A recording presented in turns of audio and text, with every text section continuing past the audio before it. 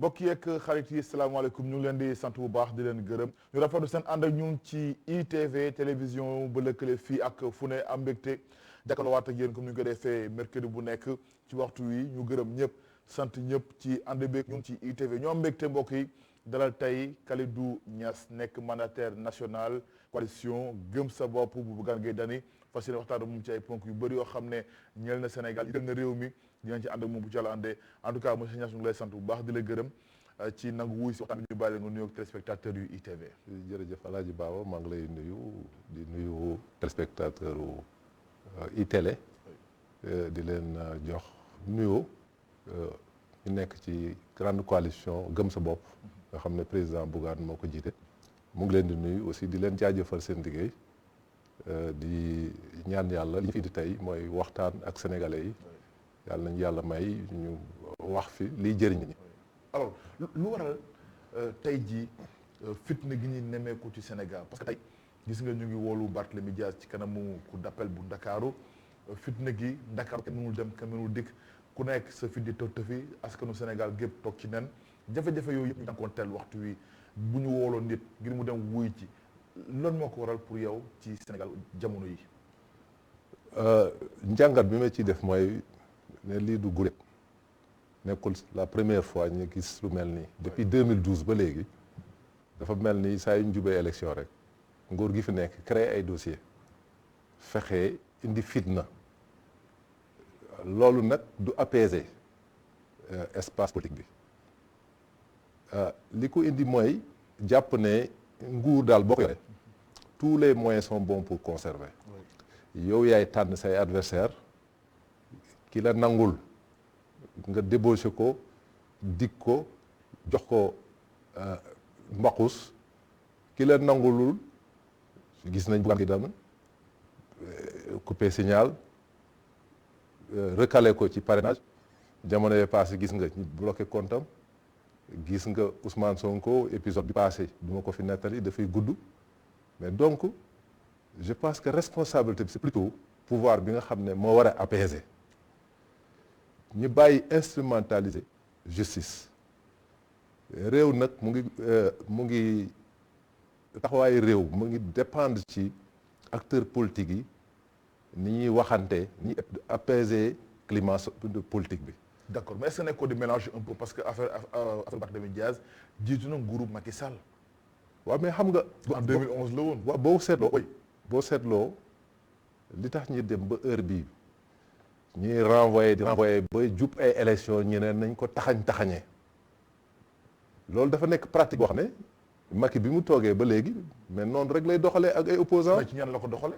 mais def na ko pour Karim Wade def na ko dernièrement pour Khalifa Sall gis nga ni ñuy taxañee mais dem nañ ba fal ko mu nekk député mais taxul ñu bàyyi ko dañoo dem summi kiyam mandat de député bi dem yóbbu ko kaso. ku ne xam na nag justice ni muy doxee ak pratiquement askan wi wala nit ñi ni ñuy doxee du benn.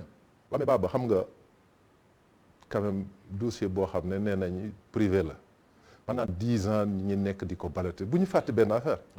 Macky Sall moom moo falu fekk Barthélémy Dias nekk kaso mu dem génnee ko def ko député kooku bu demee seen diggante ñagas ñëpp xam nañ ne bu nekkoon foofu ba léegi dossier bi enterré nañ ko. ah bon ah oui mais gis nga ñi nekk ñoom kan nga ci gis koo xam ne am na problème ak justice ku fa génn wala nga nekk menace pour ñoom ñi dal sa kaw loolu nag la ñu war a bàyyi et puis li fi xew du gan Macky Sall bu ñu fàtte bi mu nekkee opposition dañ ko fi convoqué police centrale mu amati Sénégal yëpp def showam pour dem répondre aux enquêteurs mais lu mel noonu gis nga moo tax ñun acteurs politiques war nañu bàyyi benn xel dara. oui comme lan mooy tey yaa ngi opposition bi su ko mën nga nekk pouvoir. tout à fait. donc lii fragiliser institution warul jóge ci homme politique. oui dañ ko war a ñun suñu taxawaay. en tout cas tey ngeen Sénégal comme ni nga ko waxee da ngeen poñe réew mi parce que fi mu ni tey kenn mënul dem kenn mënul dëkk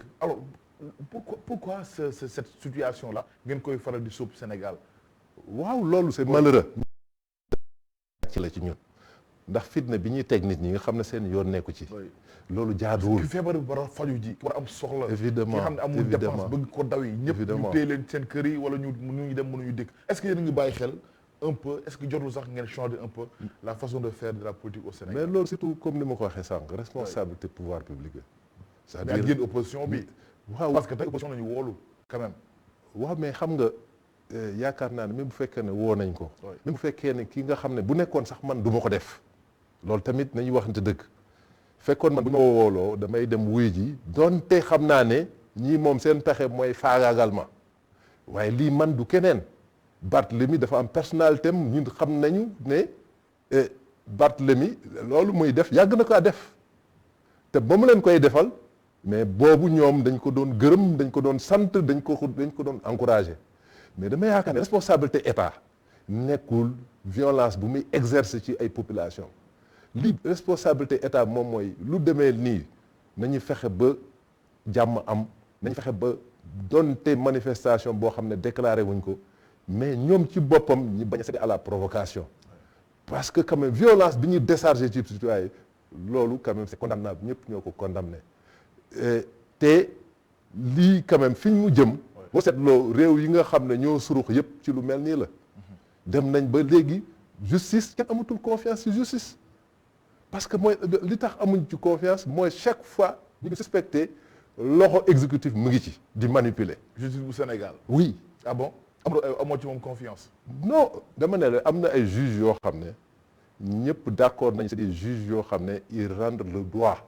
nit ñi xam nañ ko nit ñi respecté nañ. mais terewul yow amoo ci confiance. non waxuma ne awma ci ñoom confiance mais dama ne suspicion bi ñenn ñi am ci ñoom mais c'est légitime parce que dañuy gis ba na comportement yi nga xam ne leer na ne lii dafa am loxo boo xam ne loxo exécutif yi manipuler gis nga li fi xew ku nekk ci pouvoir bi lu la neex nga def ku bokkul ci pouvoir bi doo def sax ñu taqal la mais loolu c'est légitime que nit ñi yaakaar ne bu nekk ci opposition bi buñ la wooloo rek c'est pour yàqal la pour écarter la loolu nag dañu jàpp ne président de la République moom c'est le garant du bon fonctionnement des institutions moom ci boppam moo war siffler la fin récréation parce que nag fi ñu jëm moom ci boppam mekk nag ci comment ci naka mu génnee loxoom ci dossier judiciaire yi dégg ngeen fi ba taay yi chaque fois mu ko doon wax nit ñi di ko ñaawlu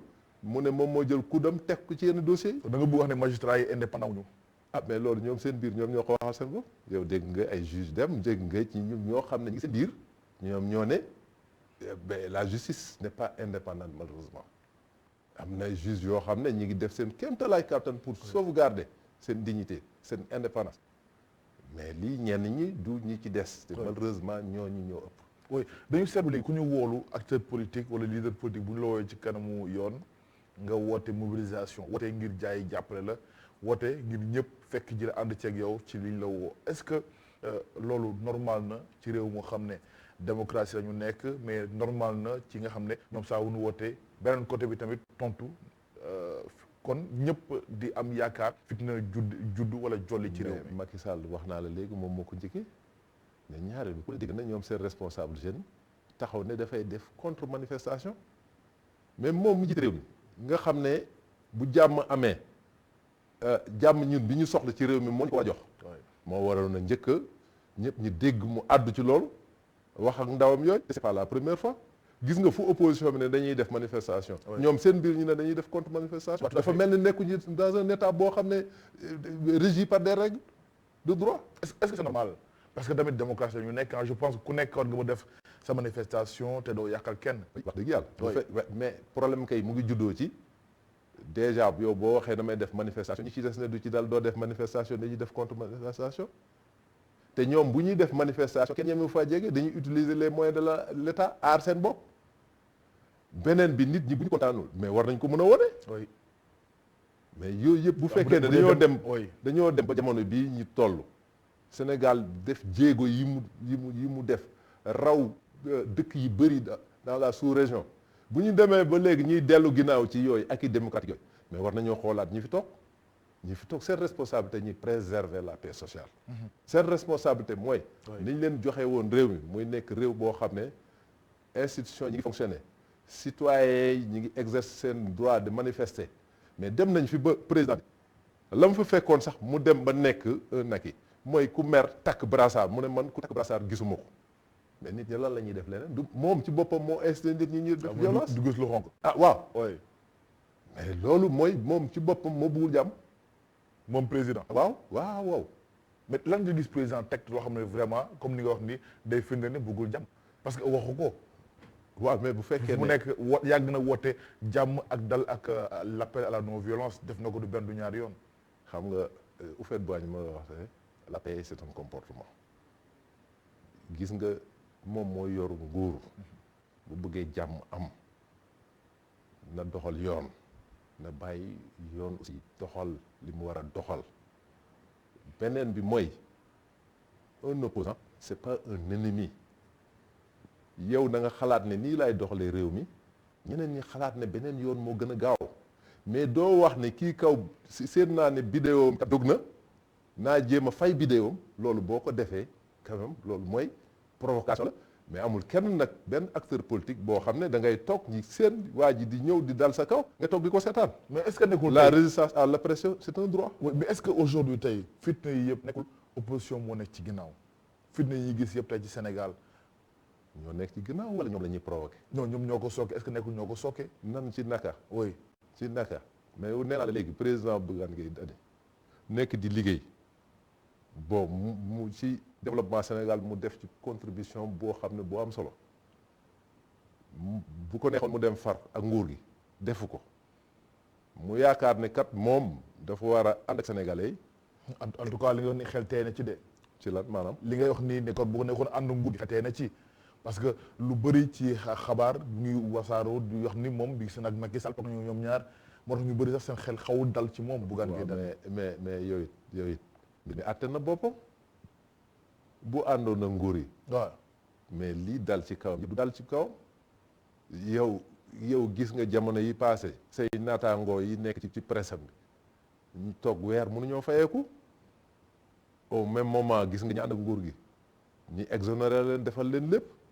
moom amul benn marché état bi bu mu gañe nit ñi gis ñu ànd ak nguur gi kay ñi ngi gañe ay marché beneen bi mooy tey yow gis nañ ne opposant bu gën a radical ci régime Macky te di ko def dans les formes républicaines mais moom la kon gisewul Macky Sall àndul ak Macky Sall. waaw mais dama xamul moom tey bu àndoon nag Macky Sall. ban njëriñ la koy amal moom muy laqatu business am di yàqu gisuma njariñ bi moom kay ni ay naataangoom ni am na ñoo xam ne yow gis nga jaru sax may tudd ay tur ñi ànd ak moom affiché di ko jàppale mais ñooñu ëpp ñu fu la Bougane dama ne tey booy tànn booy lim ñi nga xam ne ñoo contre régime bu Macky Sall tey doo lim ñaar te tuddoo Bougane moom tey moom rek nga gis ne partout au Sénégal il a des structures yu taxaw ñëpp di liggéey pour que en 2024 pour que moom mu remplacer Macky Sall. lu waral taxawaayam jamono ji moom Bougane Gueye Dany ji di gëm sa bopp. lu waral taxawaayam jamono yi. ne taxawaay affiché wu publiquement il est de l'opposition de opposé wu complètement carrément ak nguur gi lan moo waral loolu tey. non xam nga benn waaye dafa nekk keroog loolu laa lay wax rek mooy réponse bi gis nga wax ji koy entretenir mooy ñi nga xam ne Bougane menace la ci ñoom parce que sénégalais yi moom la ñuy gis muy opposé wu ñeneen ñi nga xam ne xëy na opposé wu Sénégal nag bëri nañu kan. waaw mais Bougane Gueye gën a fas Bougane Gueye c'est récent Bougane Gueye démb la wala sax tey la. waaw bi ba tey mais comme dina bu opposant nañ ko nangul te mu ngi koy doxal. d'accord mu ngi koy doxal ci biir réew mi. oui partout foo xam ne nii yaakaar na ne souffrance population yi moom war na ko jël en charge par une revendication def na ko. revendication yu am solution. waaw mais moom yorul nguur gi li mu mën kay mooy fexe. kon est-ce que war na dem di laaj ay revendication déedéet dafay ñëw solidariser wu porter seen combat. parce que loolu mooy rôle opposant bu fekkee ne nit ñi tey dañu am problème te ki leen ko teg nguur gi la mais soit da nga nekk nguur gi nga ñëw pour régler problème bi wala nga nekk opposant pour ñëw jël en charge problème bi te population loolu lañ soxla nekk ci problème am ñu leen taxaw ñu jël en charge ñu yëkkati kàddu ba nit ñi xam ne fii kat problème fa def na ko un peu partout au Sénégal. jël en charge wala solidariser wu ci seen problème parce que loo jël en charge ñu ngi xaar peut-être solution am ci. waaw mais alors lan la jëlagum en charge ba indi ci solution. mais jël en charge bi xanaa baatu tubaab la pour wax ne rek ne nit ki am jafe-jafe nekk ci réew am lu mu soxla nguuram defal ko mu koy xaar ci nguur defu ko yow nga nekk opposition nga mënoon a nekk dans le confort toog say bureau Dakar nga dem fekki leen pour comprendre lan mooy problème bi loolu prise en charge la parce que loolu nit ki nga masal ko xamal ko nekk nag sa problème bi nga nekk doo ci wéet mais kooku xelam dina dal ne yow buñ la joxe nguur gi yow yaa ko indi solution parce que yow ñëw nga xam comprendre nga lan moom mooy soxla loolu moom mooy taxawaayu opposant te mu ngi koy doxal te mu ngi koy matal boo gisee vague de ralliement du nord au sud d'est en ouest amul tey Sénégal foo xam ne amul benn région amul benn petite commune amul benn village boo xam ne doo fa dem taxaw dem doo fa fekk ay structure gëm sa bopp loolu mooy wane ne sénégalais yi adhéré nañ ci discours am sénégalais yi wóolu nañ ko ba di ko jox di ko jox seeni problème mu koy jël en charge pour que demain bu jiitee réew mi pour que yooyu mu indi ci ay réponses. en tout cas dinañ ci am yaakaar par rapport ak élection yi parce que élection yi mooy firndeel exactement li ngay wax ni ndax am na wala population bi ñoom jox nañ ko boobu am déet en tout cas yaa ngi koy wax sànq Bougane Gueye Dany njiitu gëm sa bopp yéen a ngi waajal élection locale yi nga xam ne la ñu dem 23 janvier incha allah 2022 alors nan ngeen ci fas yéene demee parce que bu ñu déggee seen liste yu bëri dafa close ci ay gox yu bëri ci Sénégal rawatina opposition bu Sénégal ban appréciation tam déjà balaa ñu ñëw ci liste gëm sa bopp yi. d'abord damay masawu suñu responsable yi nga xam ne ils sont éparpillés partout au Sénégal di liggéey pour bokk ci élection yi ñun nag dañu xaarul ba waxtu bi ñu doog liggéey pour présenter des listes. Processus électoral c'est depuis les inscriptions ñun suñu coalition taxawal nañ ko depuis presque mois d'août nga xam ne egguñu woon fii ñu taxawal ko sur le plan administratif déclaré ko mais aussi wane ne processus électoral bi ñun ay partenaires lañu pour que taxawaay bi citoyen bi war a taxaw pour processus électoral bi mën a dox ñun waa gëm sa bopp jox nañ ko àqam. d'accord ci noonu lañu fexe woon ba dans toutes les commissions en tout cas une bonne partie du pays ci commission yu bëri suñuy représentants siégé woon nañu di ñu wax li commission bi di liggéey ba ñu mën a xam ñun inscription yi lan la joxe. d'accord bi ñu weesoo ci loolu ñu nekk ci processus boo xam ne bu am solo parce que bu ñu fàtte bi dafa am loo xam ne bëgg naa ko souligner mooy élection locale yi c'est des élections yoo xam ne mosu fee am mosul am ci anam ni ñu ko organiser c'est une première boo xam ne ñëpp ñoo ci yem ndax mosul am élection locale boo xam ne dañ ci demander caution loolu benn la mosul am élection locale boo xam ne ci tàmbali bi dañ naan diw mii kat buñ ci eggee moo war a nekk seen maire wala seen président de département loolu ay réforme la yoo xam ne ren la am donc circonstance yooyu ak leneen li nga xam ne bëgg naa ko aussi souligner mooy dañu nekk ci fin wu mandat bu président Macky Sall ndax 2024 bu soobee yàlla beneen président la Sénégal di tànn mu wut Macky Sall parce que moom ayam jeex na. gëm nga ni kon troisième mandat du am. waaw mais loolu xam nga ñi ciy wax sax certainement c'est pour se donner bonne conscience. ci wax moo xam opposition moo xam majorité.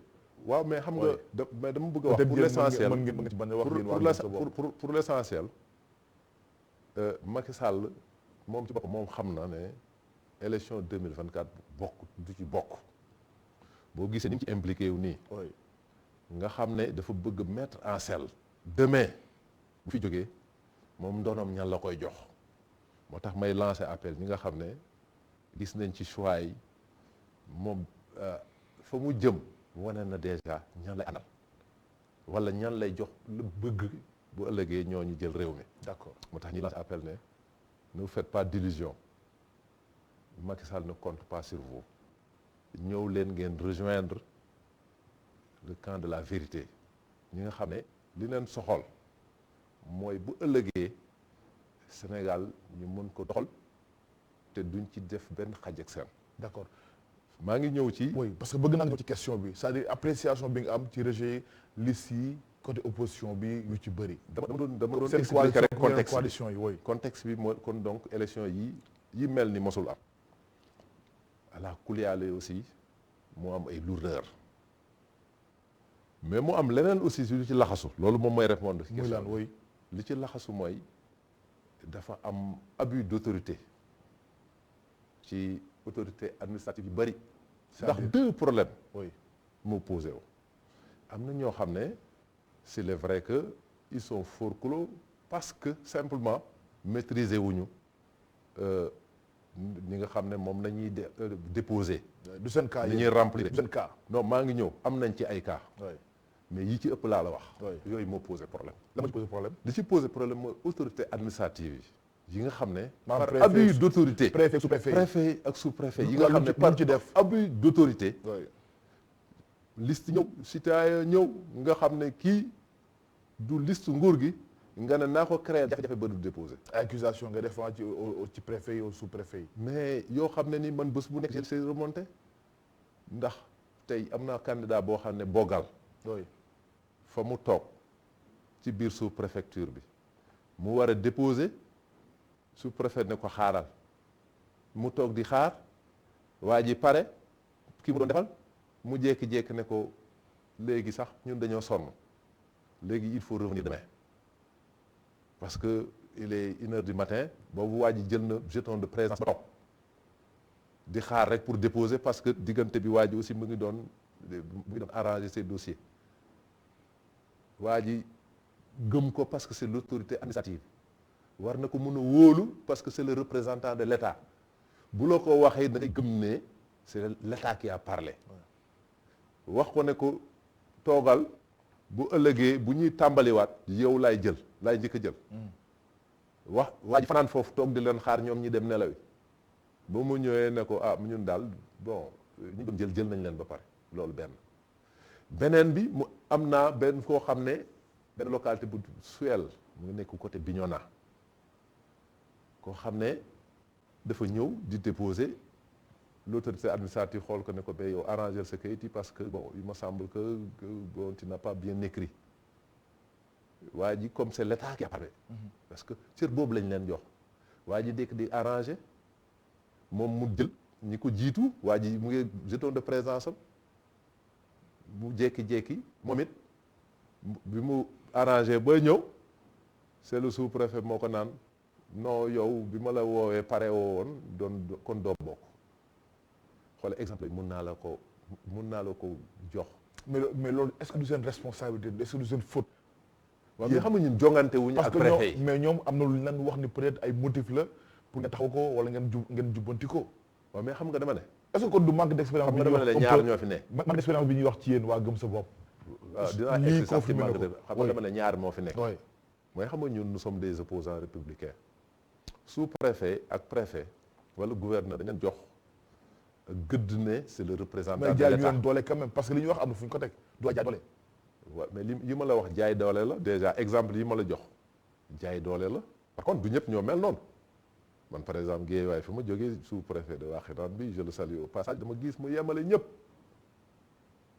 alors que am na ñoo xam ne d'ailleurs boo ko toogaatee du ko kii mooy tout dernièrement nit ñi xam nañ ne y avait benn ñu ko chamboulement de l'administration territoriale ñi ci gën a bëri ay sous-préfet adjoint sous-préfet c'est des enseignants de l'APR lañ jël dugal foofu c'est pas étonnant que ñu comporter comme le militant de l'APR. Ah bon? Ah oui beneen bi mooy mun nañu wax inexpérience pour gëm sa bopp. oui non je ne pense pas. mënuñu ko wax. déedéet. ak gëm sa bopp li ngeen def nii yëpp. gëm sa bopp. oui c'est des républicains. gëm sa bopp ñi fa nekk dañu am parcours yu riche xam naa ne amul leen occasion pour xam ñi fa nekk parce qu'il faut pas beaucoup de bruit. C'est des cadres de haut niveau ñoo xam ne ils ont exercé dans le privé mais am d'autres ñoo xam ne ils ont exercé l'État. Bon man mi janoog yow j'ai eu 2 mandats de député. J'étais dans les instances sous-régionales parlementaires. Nekk membre du bureau de l'Assemblée. Des questions électorales man depuis 93 dans ma localité man maa koy exercer di def ay observation d'élection. mais terewul mais d'accord processus boobu d'accord mais terewul dañoo rejeter seen liste. mais dama la wax ne la. oui pour abus d'autorité. kon ñaar moo ci nekk soit amu leen expérience wala boog li ngeen di def mënu leen ko incompétence. mais dama ne la. pour abus d'autorité loolu quand même le citoyen lambda mënu ci lu bari. parce que doo ma ne dafay dem mu poñe sous-préfet bi nekku kat yow yaa ma waxoon ma toog suba ma ñëw nga ne dootoo ma jëleti loolu pour l'essentiel cas yooyu moo ëpp. boo xam ne léegi maa ngi wax ak waa Popenguine sànq maa ngi doon wax ak waa Agnam.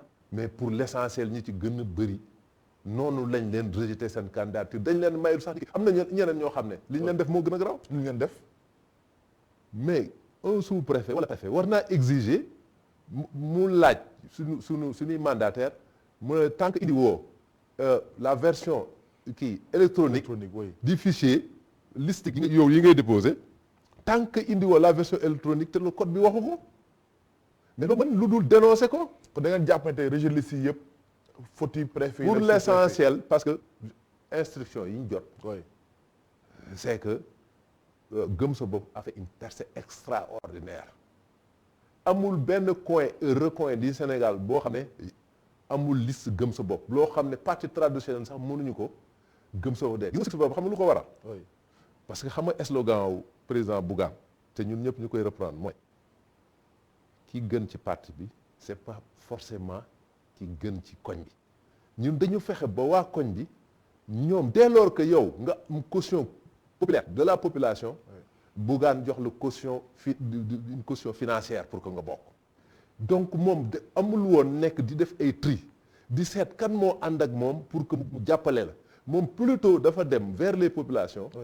fexe ba ñoom ñu dégager profil bi ñu bëgg moom mu jox la bannière de Gëm Sa Bopp pour que nga dem aux élections. d'accord mais dama bëggoon justement par rapport ak préfet yi parce que yaa ngi koy wax.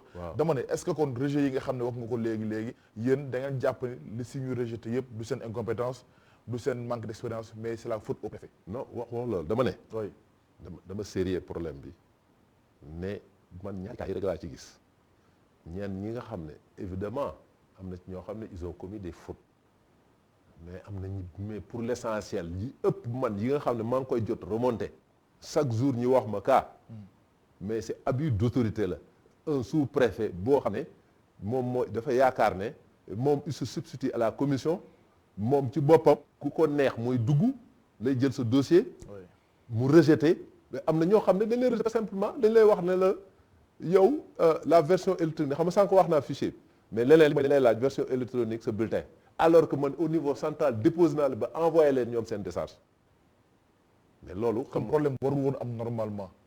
mais beneen bi.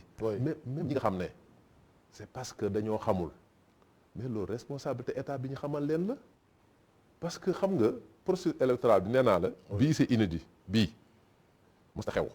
ñaareel bi mooy xam nga délai yëpp dañ ko comprimer parce que bii dañoo yéex a décidé wu déjà. inscription yi gis nga niñ ko restreindre ci benn mois. révision exceptionnelle am gis nga dañuy fexe ba ñoo xam ne les primo-votants ni ñu fexe ba du ñu bokk ci élection yi parce que lañ leen ci laaj miracle il faut que miracle am pour que ñoom ñu mën a dem ñu inscrire leen. ñaareel bi mooy gis nga même période contentieuse bi dañ ko comprimer ñetti fan la dégg nga ñetteel bi mooy man def naa séminaire avec tous mes plénipotentiaires des 46 départements du pays mais jamono boobu. même décret bi nga xam ne moom mooy répartir le nombre de conseillers par commune wala par département boobu génnagul beneen bi mooy ñoom def nañu benn guide boo xam ne ministère de l'intérieur édité benn guide boo xam ne pour promouvoir les bonnes pratiques mais bañ koy def c'était presque une semaine de dépôt des listes loolu nit ñi nga xam ne dañuy bokk ci processus électoral duñ ko mën approprier wu correctement te dooma ne nag doo ma ne Guirassy fële ak kii Guirassy xamul état xamul nañ koy kii Guirassy déjà rek prototype pour wan la ne abus d'autorité moo dal seen kaw c'est pas de l'incompétence. ñun boo demee gëm sa bopp c'est des cadres yoo xam ne des professeurs ñoo xam ne des professeurs des ingénieurs. mais pourquoi ñu rejeté seen liste yi alors c'est ça le problème. waaw mais li parce ma la wax la que autorité yéen def ngeen lépp et puis yéen vous êtes des cadres li ngeen def xam ngeen ko mais fu ngeen déposé ñu ne leen déedéet du fii. waaw mais xam c'est un nga problème alors. xam nga ñoom ils sont dépositaires de la force publique les autorités administratives yow Baba Ndiaye boo ñëwee bëgg a déposer préfet bi ne la policier bi génnee ko mais loo ci mën ñun nag bu ñu appeler à la violence parce que loolu aussi mooy seeni caractéristique. da ngeen am ak yelleef. waaw mais moo tax nag on a fait des recours te foofu yaakaar ne justice sera faite li tax ñun ñu préféré ñun affrontement bi dañ koy dem yóbbu devant les tribunaux te duñ ko def dans la rue. kon yéen bokkuloo ci wax naan nañu toogaanu sous préfecture yi ak préfecture yi comme ni ko seen toogaanu sax ayul. oui mais violence bi ñun lañ dul def moom lañu dul promouvoir moom la ñuy condamner. oui ñun lii mais ànd ngeen dem toog def sitting manifester république de façon démocratique. mais d'une façon républicaine ñun la ñuy suñu poser suñu revendication la ñuy def suñu recours puisque code électoral bi daf ñu permettre. si bu fekkee lu mel noonu dafa dab nga def recours à la justice mais aussi tel que aussi fonctionnement de la justice ni mu gisee aussi mayuñu sax partout ñi mën a def recours parce que quelqu'un qui est à Ogo wala à Niam loolu lañ ma doon wax sànq. il faut que nga dem Saint-Louis foofu moo ma am cour d'appel. ki nekk Sédhiou ki ma doon wax bokkal il faut que mu dem Ziguinchor def cour d'appel xam nga ne loolu lourdeur yooyu moom mooy di nga xam ne dañu xañ dëgg si ñuy candidat seen sañ-sañ. mais da ngeen bëgg nag daggan baatu askan bi loolu da leen ko jaral. waaw parce que bu ñu le du Sénégal kay dana ko jaral bi mooy dem benn d'une localité à une autre waru nekk dana ko jaral bi mooy ki nekk Bogal il a tout fait dafa dem sax jël huissier dem yóbbu ko ci sous-préfet ne du wax ak moom donc loolu mooy da nga gëm même dans un état de droit. d'accord et c'est malheureux que ki nga xam ne état de droit moo ko fi teg kooku ci boppam mooy fouler aux pieds des principes de droit. d'accord liste gëm sa bopp pratiquement rejetée dans la capitale Dakar capitale Sénégal alors bonne appréciation ngeen ci def ak la moo nekk exemple type abus d'autorité mu ngi noonu. mais lu xam nga lu xew lépp abus d'autorité. waaw non mais yi xew moo koy dafa mel ni nag dañu singali dañu ciblé. lu tax waaw parce que dañu ragal ne gëm sa bopp percée bi muy def ni moom mooy broyer tout sur son passage fii ak élection. gëm sa bopp coalition bi dafa gën a dis coalition Yewwi Askan Wi wala coalition wala Sénégal mais ñun coalition Benno askan Bokk bi Yaakaar ñoo daw wuti si ñun c'est pas que dañu def coalition boo xam ne dañu dajale ay tur wala di doxee noo xam ne peut-être que pour mettre en avant yenn logique yu dul yi population yi taxawal. ñun ñooñu la ñuy jox caution financière mooy population ñoo taxawal seen candidat gëm sa bopp moom mooy yoon bi parce que duñu dem ci ñeneen moo tax boo déggee au début dañu doon critiquer ne c'est un petit parti ngeen àndal. évidemment ñun nekkuñu de complexe dem wut ay parti yu am ay tur ñun dañu ànd ak population bi ñi nga xam ne ñoom la ñu bëgg ñoom ñu nekk maire. dañuy ànd ak yeneen population bi. ci yeneen coalition yi. non waxuma loolu ñooñu respecté naa leen. d'accord mais li ma wax mooy. mais ñun ñi daw wutal si ñu dañu comprendre ne ak coalition bi dañu am chance tànn nit yóbbu ko élection mu gagné. d'accord par contre ñi ci des. yow gis nga le régime de Macky Sall c'est le président fa mu toog moo leen di tànnal seen maire moo tax ñu am ay maire fantôme moom mooy toog ne la Baba Ndiaye kat ju tafet a Wakhinane Nimzatt nga nekk seen maire bu fekkoon ne dañu bàyyi waa Wakhinane Nimzatt par un processus participatif ñu jàpp ne Baba Ndiaye kat moo gën ci ñoom ñun noonu lañ def un peu partout. dañoo jël ñoo xam ne. c'est les communautés c'est les populations ñoo am yaakaar ci ñii ñu ne leen ñii kat. dañu leen a bëggoon dem élection.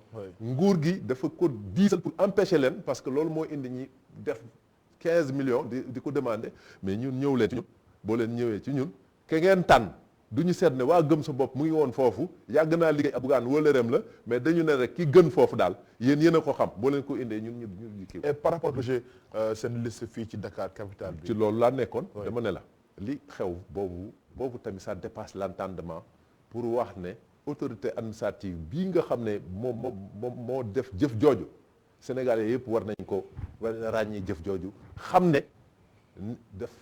dafa am problème politique bu muy régleel régime bi li xew mooy dafa am date limite ñu ne boo ñëwee di déposer autorité administrative tamit nan la mën a régler problème politique yow tamit. mais loolu laa lay expliquer non Baba xam nga bu fekkee ne. parce que préfet xam nga ñun code électoral bi nekk duñu ay acteurs politiques. xam nga ci liñ jëm élection. la référence c'est le code électoral maanaam lu code bi terewul.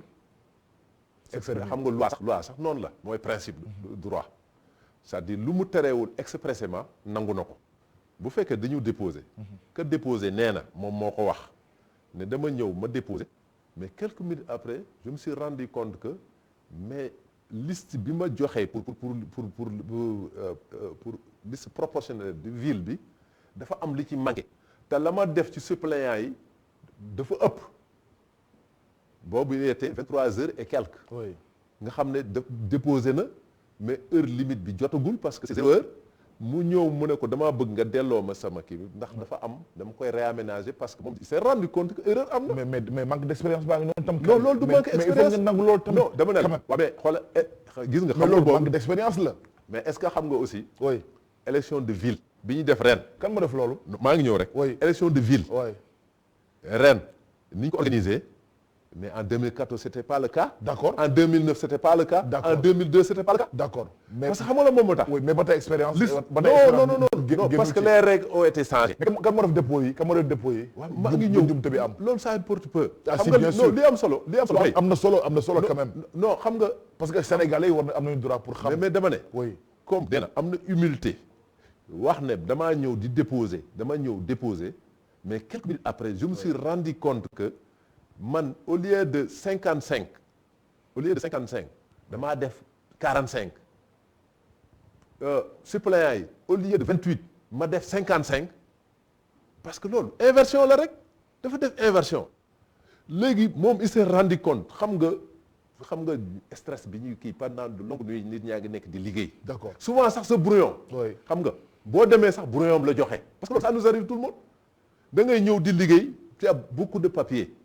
au moment bi nga xam ne ñaa ngi lay soññ wala heure bi nga jot nga dem li ngay wax ni vraiment man gondiwuma de mënuma ko dégg parce que bu dee mandataire bi nga wax waaw nekk seen mandataire waaw am na expérience bi am na ñu ko jàppale pour mu def liggéey bi comme ni mu waree li ngay wax nii c'est des détails lii war nga dépasser yéen mais dama ne la mais est-ce que autorité administrative bi war na leen tere ne leen doo reprendre parce que déposé nga ba pare mais ñun nous ne sommes pas en compétition avec moom ñun autorité administrative bi dafa war a nekk. presque moo leen tere du nga récupérer. non dañ ko wax ne ko dañuy defaraat suñu liste.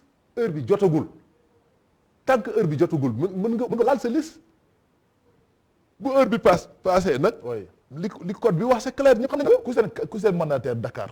mais Bamba Fall la loolu c'est connu tous. Bamba Fall mooy seen mandataire. waaw est-ce que choix bu baax la. lu tax nga wax choix ba Bamba c'est un combattant boo xam ne.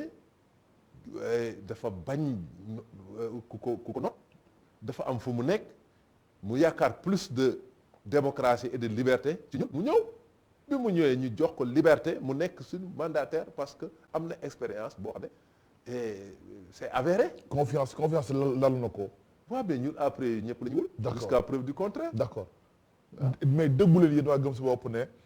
seen liste bi tax ñu gàntal ko ci moom la jógee moom Bamba Fall parce que tayef la ci préfet bi plutôt la jógee ci préfet bi plutôt la jógee préfet bi moo doon politique jàpp ne Bougane Gueye kat yaakaar na ne loolu mun na freiner son ascension à la mairie parce que wax ci bëri na ci Bamba Fall ne est-ce que nekkul dañ ko yónni est-ce que waaw xam nga nit ñi dañu bëgg a diviser loolu président Bougane tey la gën a wóolu Bamba Fall parce que Bamba dafa ñëw gis ni ñuy liggéey mu wóolu ànd ak ñun aussi ñu wóolu ne si ni nawle la boo xam ne mën nañ ko jox liñ ko dénk parce que man maay mandataire national bi proposition bi ci man la ñëw man maa ko nommé comme mandataire du département de Dakar waaye bu fekkee ne déposé na heure bi jotagul mu bëgg a laalaat liste bi préfet bi ko tere mais loolu xam nañ ne moo tax politique la jot wala mu bëgg a liggéeyal gaañi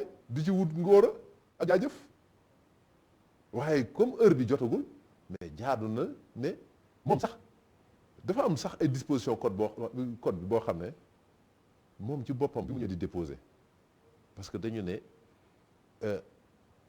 contrôle sommaire et contradictoire la commission bi war a loolu rek waroon na mën a tax sax même balaa sax Bamba Fall di rendre compte ne am na lu manqué ñoom waroon nañ ko wax ne ko mais yor nga nombre de dossiers yi matalal fii mais ñun comme li mu koy faral di waxe mais nous ne sommes pas en compétition avec autorité administrative encore moins avec commission de réception. D'accord ñun ki ñuy jongenteel moom mooy l'APR.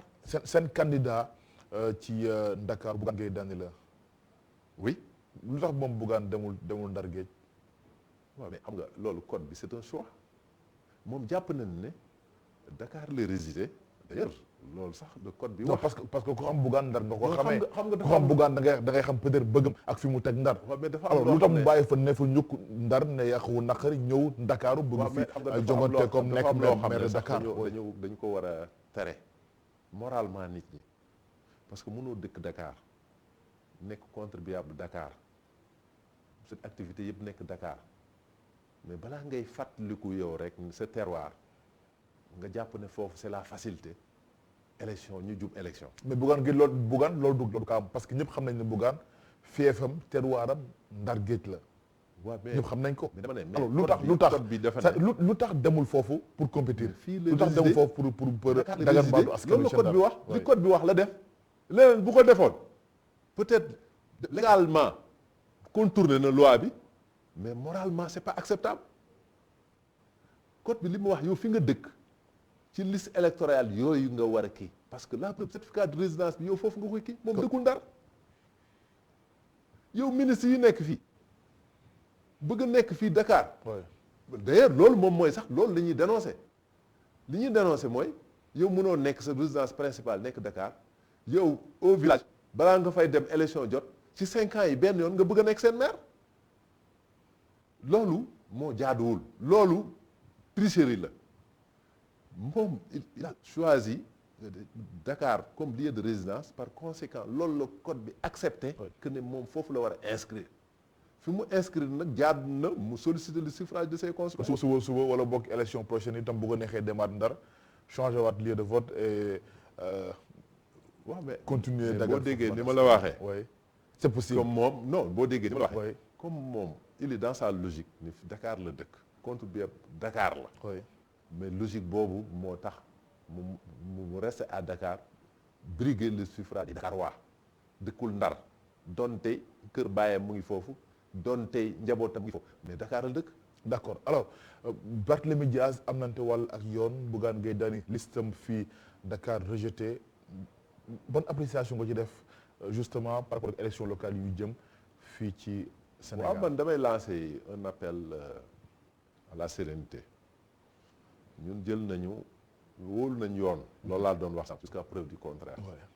ndax ku ne bi affaire bi am ne kenn déggul sax Bougane man maa demoon ak Bamba Fall ba ñuy demee sax ba nañ ko wax ne ko nañu rejoindre ba ñuy demee préfecture Dakar ñu constaté forfaiture boobu mais xuloowuñ ci xeexuñu appelé wuñ à l'insurrection dañoo wóolu yoon dañoo jël seen avocat mu bind jébbal yoon ñuy xaar yoon def liggéeyam te bu yoon defee liggéeyam Bougane Gueye Dany dana jiite la liste de Dakar la ville de Dakar bu ñu demee ñu gagné nguur gi nag dañuy war a jóge aussi ci logique bi ñu nekk depuis que ñu toog ba léegi ku àndul ak man rek ma fagaagal la ku ma yaakaar ne mën na maa lëjal rek ma wutal ko dossier loolu moom moo tax saa yu ñu jubee élection rek li xew tey rek mooy xew depuis 2012 ba léegi saa yu ñu jubee élection yow xam nga ne li xew tey toujours dafay xew parce que gaañ yi ku ñu yaakaar ne dana leen soxla rek ñu créer le dossier wala ñuy réactiver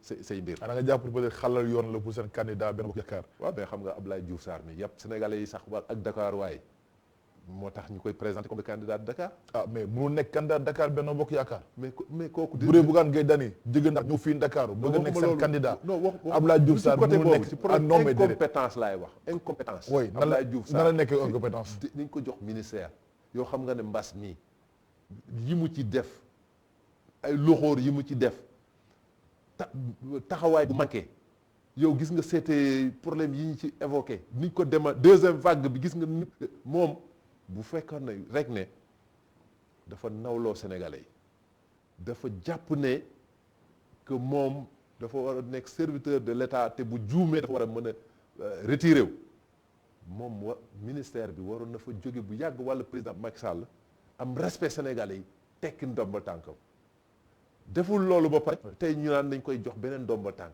il a mieux à faire ailleurs que nekk ci ministère bi wala di wut ndombal tànk pour nekk le maire de Dakar. Ah bon? Ah oui. Ah oui. Abdoulaye Diouf Sarr yëpp Dakar waay yëpp Sénégal yi moo tax xam Macky Sall wala moom ñu osé présenter sa candidature puisque incompétence am Sénégalais yëpp rendre nañ ci compte ni mu gérer pandémie bi di profito ci alal bi nga xam ne moom lañ ci doon def mais dégg ngeen ci amul benn boo xam ne ni taxaw na leeral sax gestion pandémie bi yow gisal nga sa bopp deuxième vague bi négligence la mu jóg bi foofu te yàlla tere troisième vague yàlla bu mu dugg ci réew mi mais gis nga fi mu toll ni encore melaat na comme ni ñu nekkoon ci entre les deux vagues mais kooku war na taxaw ne damay briguer ay suffrage alors que tey li ñu dund lépp ci ay problème moom mu am ci part de responsabilité bu jéggi dayoo léegi nag pour xalal ñooñu wala xëy na comme Macky Sall moom soxlawul am ay même dans son parti soxlawul ay dignitaires ay ñoo xam ne c'était tête bien faite nag ma jéggal ci wax ji ñi mu soxla rek mooy ñu mel nii parce que seetal ñi nga xam ne ñoom ci biir APR ñooñu lañ doon wax ne ñoom ñooy seeni kànga ñoom ñëpp def na leen ci tuus bi desee ñi nga xam ne mooy xuusma ñàpp yi loolu nag bu desee xuusma ñàpp yi xam ne ñooñu mënuñu la gañ élection mu yaakaar ne mun na manipuler le fichier gis nga li ma la doon wax sànq ci les primo-votants écarter leen leneen li mooy gis nga ci liste yi ñu jël ay sous-préfets yoo xam ne ils sont issus dans les rangs de ñoom seen ci waa APR ñu ñëw jox leen l'administration territoriale ñuy exécuter seen besogne boobu leneen li tey ñu yaakaar ne par des dossiers war nañu téye ay nit pour permettre ku mel ni Abdoulaye Diouf Sarr mu jàll un peu partout noonu lañ jàll mais nan nga mën a bëgg gagner Dakaru capitale bu Sénégal te 19 communes yëpp am leen fa ay représentants.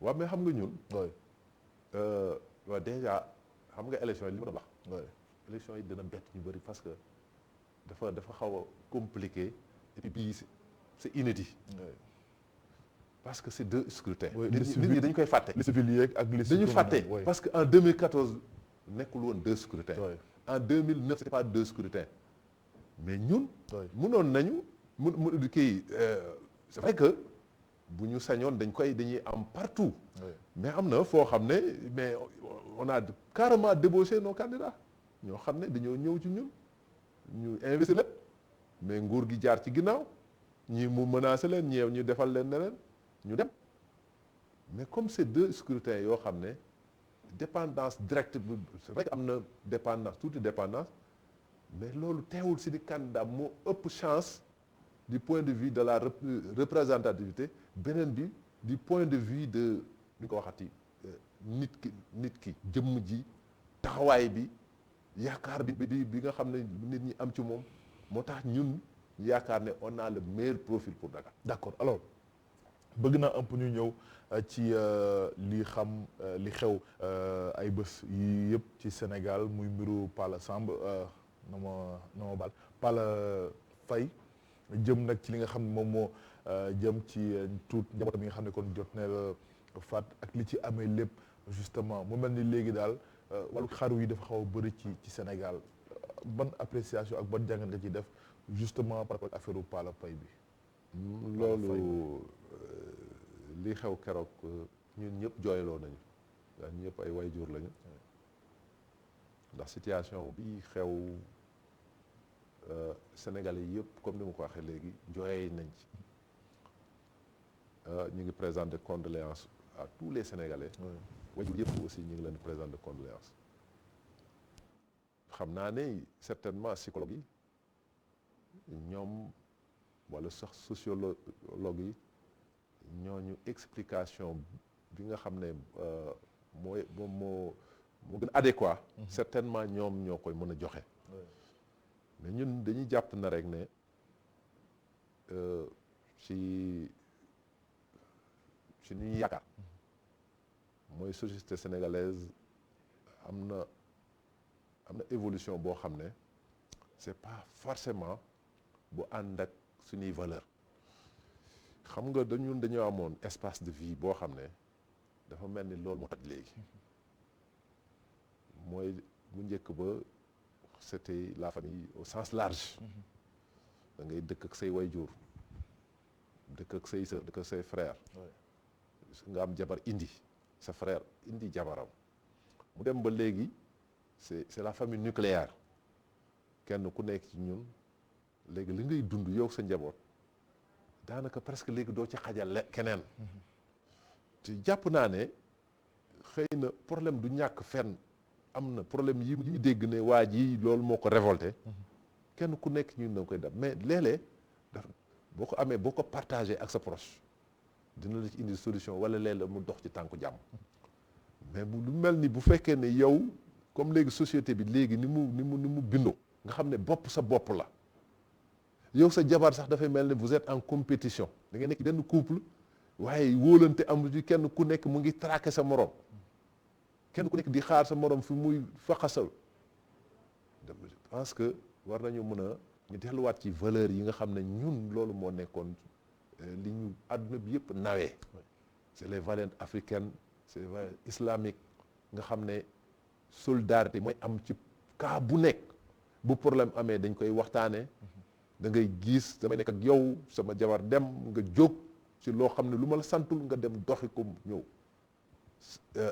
loolu wala nga am loo xam ne sa wayjur rek nga ci mën a waxal waaye léegi bu fekkee li ngay dund yow yaa koy dund mais nit rek la amul kenn ku la ci yokkal donc loolu daal yaakaar naa ne war na mën a tax ñu taxaw tuuti xoolaat suñu bopp delloowaat suñu bopp ci li nga xam ne moom loolu la ñu àdduna bi nayee woon mooy ni ñu doon vivre en société loolu nag dafa mel ni cassure la waaw et puis mag ñi fi nekk parce que léegi daanaka kenn ku nekk sa kilifa bopp nga mag ñaa ngi ci kër gi mais daanaka ku ci rëta nekk ci biir kër gi mais dañ leen di presque da ngay foog ne sax ne ca la ngay dund moom amu ci conseil ba mu la war a mën a yokkal ba ñooñu léegi de plus en plus boo demee ci yenn famille ils sont isolés mais ñun aussi wala suñuy rakk yi ñu ngi vivre de façon artificielle esprit beru la daal beru la waaw dund appartement ak yooyu daal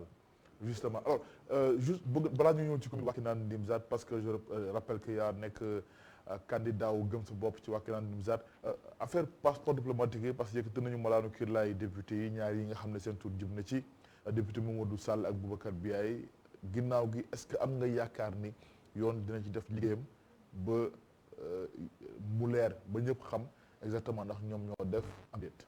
waaw xam nga loolu mooy li ma doon wax sànq rek ñaari député yooyu bu nekkoon député opposition yi kon réglé nañ seen cas bu yàgg gis nga ñu traîné ba heure bi espérant que étouffé ko léegi ñu ngi naan levé nañ seen immunité parlementaire mais je pense que problème bi c'est plus sérieux que ça ndax li ci impliqué wu dafa bari ndax ñi ngi ciy wax problème état civil yu ñu falsifié ñi ngi wax ay passeports yu ñu ne c'est des passeports en bonne et due forme yu ñuy defal ñoo xam ne c'est pas des ayants droit donc ministère des affaires étrangères daanaka sax mbir mi dégguloo ñi yee yàbbi ci jàpp nañ ne mbir bu di seen mbir mais loolu est-ce que mën nañoo yaakaar ne danañ ko jaaral ci yoon. yaakaaroo ko. non yaakaaruma parce que fa mu jaar yëpp gëstu bi ñu ci waroon a gëstu pour seet les coupables pour que ñu waroon ko instruire depuis que ba affaire bi éclaté ñi nekk ba léegi nga gis ne daanaka defuñu benn jéego pour seetal affaire bi mais c'est parce que li nit ñi wax aussi mooy dëgg. mooy ñi ci impliqué dafa bari. te ils sont placés à des niveaux insoupçonnés. loolu nag ñaawal na gàkkal na deru Sénégal. d'accord parce que lu toll ni titre de voyage bu toll noonu ñi permettre à n'importe qui mu koy falsifier di ko manipuler les services de l'État nga xam ne heure bii tey les premières sanctions dafa waroon a jëm ci ñi nga xam ne ñoom ñooy instruire kii bi confection bi. mais ñooñu waroon nañ leen ne serait-ce que à titre conservatoire. Oui. mais ñu génnee leen ne leen dañuy instruire dossier bi comme dañ koy instruire mais yéen taxawee leen ne ñu xool affaire bi c'est à quel niveau la affaire bi kii parce que il est avéré que ñee c'est du faux la ñu produire waaw mais service su assemblée nan la ñu mën a def ba transmettre ko wala bu fekkee dañu jéggi service assemblée parce que service assemblée je rappelle que man j'ai été député. Oui. mais service bu sérieux mooy gérer affaire diplomatique yi. jusqu'à preuve du contraire dama jàpp ne sax ne ñoom dañ leen a contourner parce que normalement ñoom ñoo ko instruire bu ñu ko defaree ba pare comme certificat de mariage yi foofu la parce que dañu war a enregistrer mariage bi foofu. bu ñu ko enregistrer foofu ba pare ñoom ci boppam ñoo war a yóbbu demande bi bu ñu ko yóbboo bu ñu ko établir ba pare député bi sax amul droit dem jëli ko da ngay delluwaat ci service protocole de l'Assemblée. moom moo la koy jox récupérer ko. mais on a l'impression que service boobu dañu ko tëb mais bu ñu ko tëbee rek c'est parce que fële aussi am na complicité. lan moo war a nekk état responsabilité ci coow lii lépp. état mooy loolu parce que ils ont aidé à confectionner de faux passeports loolu la ils ont aidé kii donc c'est un réseau boo xam ne donc gis nañ ne passeport bi passeport diplomatique ni mu bëree ci dëkk bi ku nekk yor ko. donc nag réseau yooyu dañ ko war a démanteler. loolu nag bu fekkee ne bëgguñu mu leer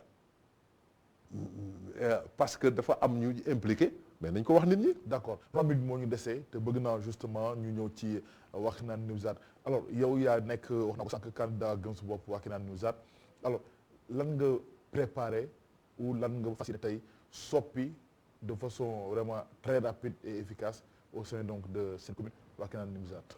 Wakhinane Nimzatt dama fa ànd ak ay gor. ànd ak doomi dëkk bi ndax man je rappelle Wakhinane même boo fa juddul dafa mel ni fa laa juddoo ndax suñu wayjur ñoom la ñu toxaloon Wakhinane fii Colobane yóbbuñu ñu jàngee foofu màggee foofu man ñu jox ma teraanga bu nekk. ndax nekk naa fa député pendant 12 ans. ma nekk fa aussi maire. ma revendiquer la fa nekk comme des acquis li ci gën a bëri. man maa ko fa liggéeyoon ma jàpp ne dafa am sama responsabilité boo xam ne dama ko war exercer pleinement man ak samay concitoyens mooy les populations sont livrées à elles-mêmes dafa amoon ay problèmes d'inondation ma jógoon takk sama ndikk ci jamono président Abdoulaye Wade ma taxaw ci taxawaay boo xam ne ba Abdoulaye comprendre ne li koy régler état la war a doon ñu jël population yooyu yóbbu leen plan Jaxaay ñooñu ba fi mu toll nii reconnaissance boobu lañu am ci Abdoulaye Wade ak man ni ma jëlee problème def kii parce que c'était ay nit ñoo xam ne ñuy dund dans des conditions indignes ma taxaw président Abdoulaye Wade jàppale ma ñu yóbbu leen ñu yaakaar ne ñi ngi régler nañ problème inondation yi. créer foofu des infrastructures pour recueillir les eaux des bassins de rétention. créer foofu des espaces parce que c'était des quartiers pour l'essentiel des quartiers non structurés loolu lañ fa defoon. ma jóge fa par la cupidité de certains agents espace yooyu nga xam ne desoon ñi nekk di reproduire le même système mu ñu jëm ay catastrophe tey boo demee dans ces zones non aedificantes yi gars yi dañ ko dagg jaay ko ay kër. alors la moo war a fas yéene nekk sa priorité. non maa ngi ñëw non parce que lii priorité. ci dëkk. commune mooy espace de vie la espace de vie boobu ñun Wakhinane moo ñu gënal Paris moo ñu gënal Dakar Plateau le Point E. loolu si ni taxawaay lay doon gis nga à Wakhinane problème mu filao yi on a coupé di filao loolu boo fa nekkoon du am nga xam ne c'était pour protéger contre l'érosion côtière moo taxoon ñu implanté ñu dagg ko def ko ay kër. leneen li mooy ñun dañu am responsabilité la mairie nu mu mën a fexe ba population yi nga xam ne ñoo fa nekk. parce que dama ne mairie tey bu sa jabar amee doom foofu ngay dem déclarer. boo demee état civil waxi naan ni mu daan mooy loolu. sa doom dafay màgg bay def bac bu demee ñu fekk état civil bi parce que comme c'est des faussaires ñoo fa nekk ils ont fait n'importe quoi yooyu la ñu bëgg ñun fexe ba remettre la commune sur des rails man ak ay góor parce que nag yooyu wax ne xam nga lii différence entre mairie ak leneen. mairie le maire c'est l'organe bi nga xam ne mooy exécutif dafa am organe délibérant mooy le conseil municipal. ñun nag fexe nañ ba tànn les meilleurs profils ñoo xam ne c'est le choix duñ ko wax des communautés à Wakhinane des associations ay nit yu intègre ñu ñëw tey boole leen ñu fas yéene def équipe. xam nga dafa am loo xam ne il faut que ma corriger ko gis nga ku taxaw di wax ne man lii mooy sama programme pour boo leen ma fale ma nekk maire mu ngi leen di nax parce que maire tu as des idées mais tant que le conseil municipal valide ko mënuloo ko doxal. c'est le conseil municipal mooy def délibération yow en tant que maire nga exécuter ko. j'ai des idées par rapport ak fonctionnement service yi parce que compétence boobu am naa ko parce que doxal naa ko. je sais comment gérer un état. man je rappelle que bi may nekk maire j'avais un problème surtout de secrétaire municipal. pendant presque 5 ans j'étais également le maire également le secrétaire municipal. les actes sax man maa koy defar signer ko donc pour wax ne les enjeux ñun comprendre nañ ko. xam ne il faut créer des services yoo xam ne fonctionnels. yi nekk au service des populations. il faut que espace de vie bi aussi ñu préserver ko mais loolu lépp il faut que l'appui du conseil municipal boo xam ne fort ñoo xam ne tànneewuñ leen fa. c'est parce que c'est mes militants. d'accord une bonne équipe municipale. alors Kalidou Niass PDS Kalidou Niass Oser l'avenir tey gëm sa bopp mais lu waral changement yooyu yëpp. Oser l'avenir bokk guma fa xam naa ne da nga ma jaawale ak Bokar Sédé Kane. Bokar Sédé Kane moom moo nekk Oser l'avenir. tout à fait man PDS moo mos a nekk sama parti. ba ñu dem ba en 2012. ñu am problème d'organisation. loolu moo ñu conduire ba élection bi passé. élection présidentielle. comme on n'avait pas de candidat. Cheikh Hadjibou Soumaré sollicité sama appui. ma xool ko par rapport ak ses qualités. par rapport à sa stature d'homme d'État. ma jàpp ne kii kat ki ñuy rêvé mu nekk président. comme sama parti amul candidat. ci laa ko dem jàppale mais comme bugguma amalgame. parce que mënuma nekk un militant du PDS bu xëtt les directives du PDS bu dem jàppale ko en même temps acte bi ma def pour jàppale ko pour sa candidature acte le même jour la posé benn acte pour démissionner.